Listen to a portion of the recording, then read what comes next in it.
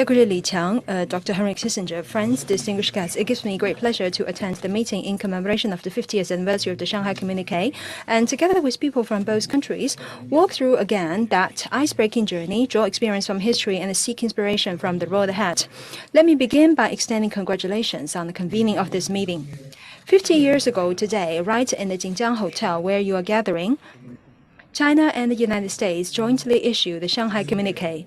It thus ended the prolonged estrangement between the two countries and started the process towards normalization of China-US relations.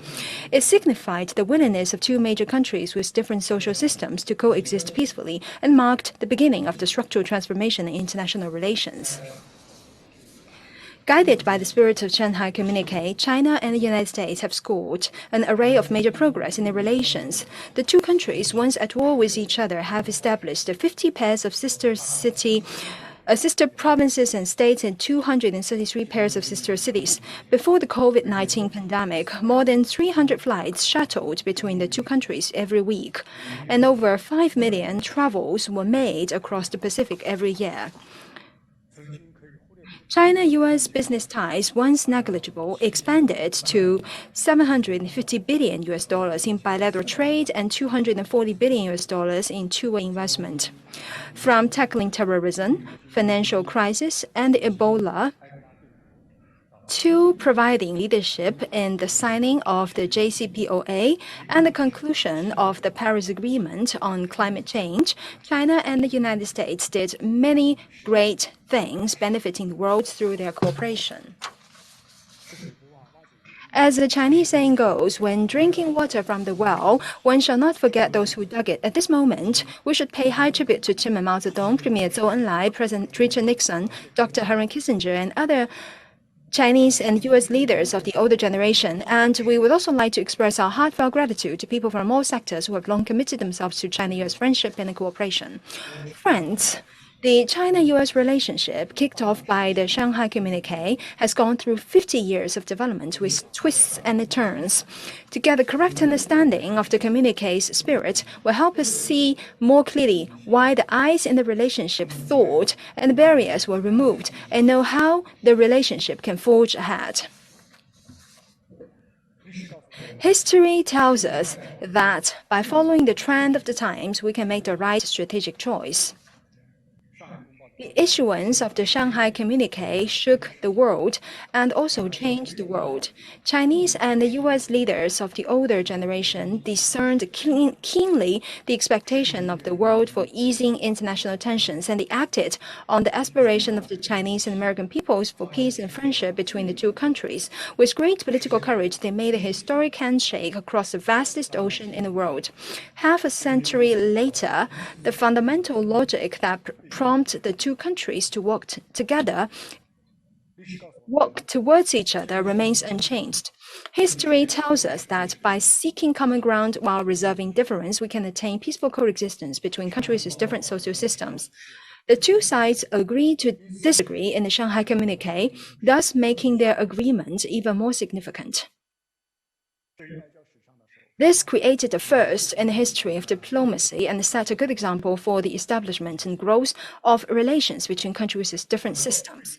The older generation of leaders in both countries realized that, despite their differences, neither side had the intention to change the other. Both sides hoped to see that the two countries grow in parallel and conduct cooperation based upon shared interests. This is an important spirit embodied in the Shanghai Communique. It remains valid 50 years on today. History tells us that by following the basic norms of international relations, we can build real guardrails for China-US relations. The Taiwan question is the core issue in the Shanghai Communique, and the One China principle is the cornerstone of China-US relations. The communique underscores that countries, regardless of their social system, should abide by the principles of respect for the sovereignty and territorial integrity of all states, non-aggression against other states, non-interference in the international affairs of other states, equality and mutual benefits, and peaceful coexistence. This fully echoes the purposes and the principles of the UN Charter. It worked in the past, it is relevant now, and it should be upheld in the future. Friends, The China-US relationship is facing rarely seen daunting challenges since the establishment of the diplomatic ties. This has also caused the international community to worry deeply about the resurgence of a divided world. An important reason for this situation is that the principles and the spirits established by the Shanghai Communique have not been fully followed. China and the United States are once again challenged to make a historic choice: to continue with peaceful coexistence or to veer into conflict and confrontation, to go on with openness and cooperation or to turn back into seclusion and antagonism. In fact, the right answer is already enshrined right there in the Shanghai Communique.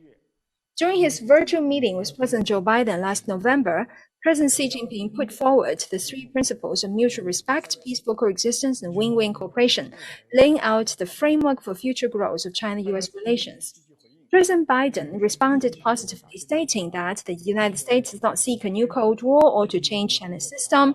The revitalization of U.S. alliances is not anti-China, and the United States does not support Taiwan independence and has no intention to have a conflict with China.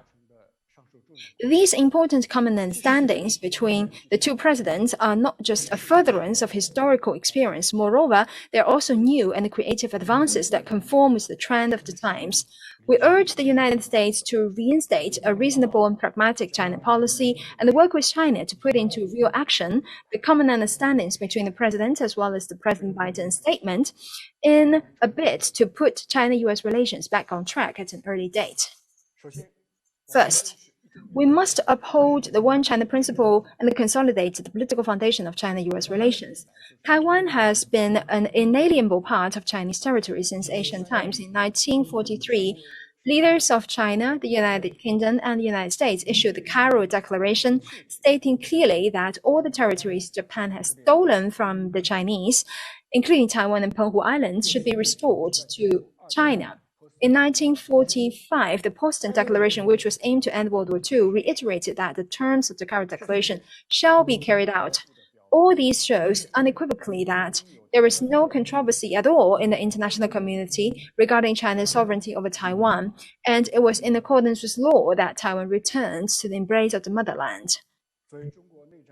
As a legacy of the Chinese Civil War and due to the interference by the United States and other external forces, the two sides across the Taiwan Strait have been mired in a special situation of prolonged political antagonism. However, neither China's national sovereignty nor its territorial integrity has ever been divided. The fact that both the mainland and Taiwan belong to one and the same China has never changed, and the entire Chinese people have never stopped their endeavor for national reunification. In 1971, the United States affirmed to China the principles it would follow with regard to the Taiwan question. They include: the United States would acknowledge that there is only one China in the world and Taiwan is part of China. The United States would not repeat the phrase that the status of Taiwan is undetermined. The United States has not supported and will not support movements for Taiwan independence. President Nixon reaffirmed these principles to Premier Zhou Enlai during his visit to China in 1972, and that was how the Shanghai Communique came into being.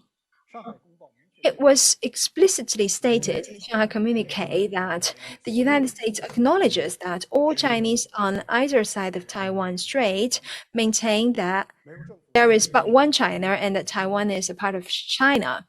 The United States government does not challenge that position. In the 1978 Joint Communique on Establishment of Diplomatic Relations, the United States acknowledges the Chinese position that there is but one China and Taiwan is part of China, and recognizes the government of the People's Republic of China as the sole legal government of China. In 1982, the two sides issued a communique of August 17th, in which the U.S. side reiterates that it has no intention of infringing on Chinese sovereignty and territorial integrity, or infringing in China's internal affairs, or pursuing a policy of two Chinas or one China, one Taiwan. The U.S. side also states that it does not seek to carry out a long-term policy of arms sales to Taiwan, and that it intends to reduce gradually its sales of arms to Taiwan, leading over a period of time to a final resolution. However, not long after establishing diplomatic ties with China, the United States enacted the so-called Taiwan Relations Act, and later covertly pieced together the so-called Six Assurances to Taiwan. Both of these were unilaterally concocted by the United States.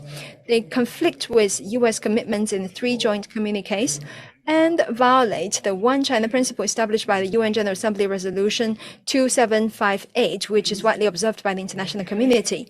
They are therefore illegal and void from the very beginning.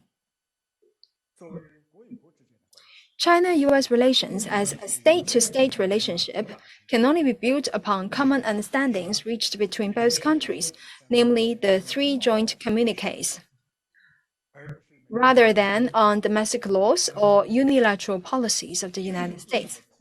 That is a universally accepted institutional rule and a basic principle of international relations. The United States shall not place its domestic legislation above international law. A review of this episode of history shows the facts on the Taiwan question are crystal clear, and the historic dynamics of the One China principle are self-evident. History brooks no falsification, and what is right or wrong shall not be distorted. The United States shall return to the original and true meaning of the One China principle, honor its political commitment to China, fulfill its due international obligations. It should stop draining the One China principle of its essence and hollowing it out. It should stop encouraging and supporting Taiwan independence moves, stop attempting to use Taiwan question to contain China, and stop saying or doing things that interfere in China's internal affairs. Only in doing so can peace and stability across the Taiwan Strait be truly maintained and the larger interests of China-US relations be upheld. Second, we must respect each other and ensure the right direction for China-US relations. China and the United States have always been and will continue to be countries significantly different in social system, history, culture, and many other areas. This is a fact that no one can change and also reflects that the diversity of human civilization. The two sides need to view their relations in a broader perspective and more inclusive attitude, and choose dialogue over confrontation, cooperation over conflict, openness over seclusion, and integration over decoupling. China's social system and development path are of the firm choice and collective will of the 1.4 billion Chinese people and the natural course of the evolution of China's history. China respects the social system of the United States and never bets against the United States. China hopes that the United States will stay open and confident and keep growing and making progress. Likewise, the United States should respect China's development path and welcome a peaceful, stable, and prosperous China. It should abandon its mania for zero-sum games, give up its obsession with encircling and containing China, and break free from the shackles of political correctness. The United States should truly see China as a partner in the course of development rather than an adversary in power games. Cooperation represents the mainstream of China-US relations. To define the relationship as competition is oversimplification. Even in competition, there should be boundaries, as well as widely recognized international rules based on fairness. This not only enables one country to be faster, stronger, but also makes all countries more united for a shared future. Even if there is competition, it should be about who does a better job in running the country and who contributes more to the world.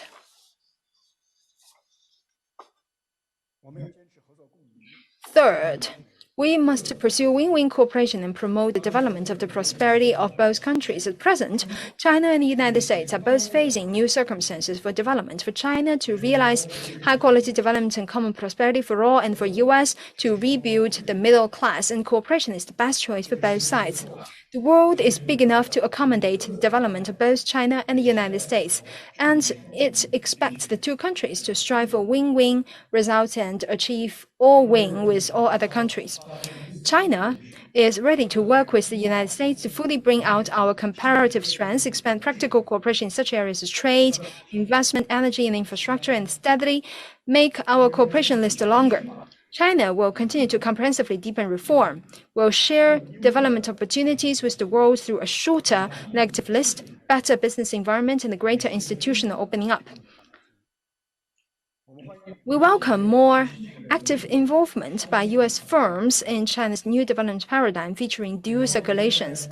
The United States should also take the lead in building an open world economy and observing international economic and trade rules, and provide a fair, equitable, and non-discriminatory market environment for businesses from all countries, including China.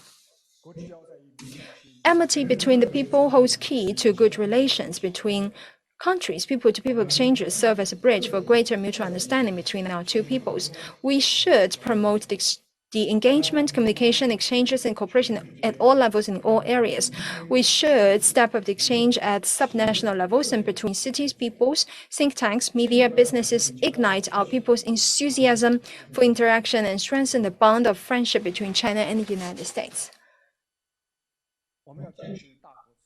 Fourth, we must shoulder responsibilities as major countries and provide the world with more public goods. Global challenges call for global cooperation. China and the United States as major countries need to stand up to the mission and play due roles. The two countries can join hands to provide more vaccines for Africa and the rest of the developing world with a view to building a shield for immunity and contributing to a global victory against COVID-19. We need to maintain macroeconomic policy coordination, inject greater confidence and resilience to the global economy, and bolster solid recovery from the pandemic. We can work together to address the climate crisis, protect nature, and realize green, low-carbon, and sustainable development worldwide. China is open to U.S. participation in the Belt and Road Initiative and the Global Development Initiative. We're also ready to consider coordinating with the Build Back Better World Initiative of the United States to provide more quality public goods for the world. China and the United States jointly stated in Shanghai Communique that neither should seek hegemony in the Asia-Pacific region. Today, this statement remains as relevant as ever. China has not, does not, and will not seek any hegemony, and neither should the United States. The Asia-Pacific region, where the two countries' interests are most interwoven and their interactions most frequent and close, should well become a demonstration field of building mutual trust and cooperation rather than a backyard where one pursues a sphere of influence, let alone a wrestling ground for confrontation or conflict. The United States should stop initiating bloc confrontation and developing small, exclusive circles in the region. It should work with China and other regional countries to build a big Asia-Pacific family featuring openness and inclusiveness, innovation-driven growth, greater connectivity, and mutually beneficial cooperation. Friends, distinguished guests, both the Chinese American peoples are great peoples. Since the door of the China-US relations has been open, it should not be closed again. Since the world has emerged from the Cold War, it should not see the descending of another Iron Curtain. Standing at a new historical starting point, we need to draw wisdom from the Shanghai Communique, follow the guidance of the important common understandings between the two presidents, and find the right way for China-US relations under the new circumstances on the basis of mutual respect, peaceful coexistence, and win-win cooperation so as to deliver benefits to both countries and the world. And that is the due responsibilities and obligations of China and the United States. Thank you.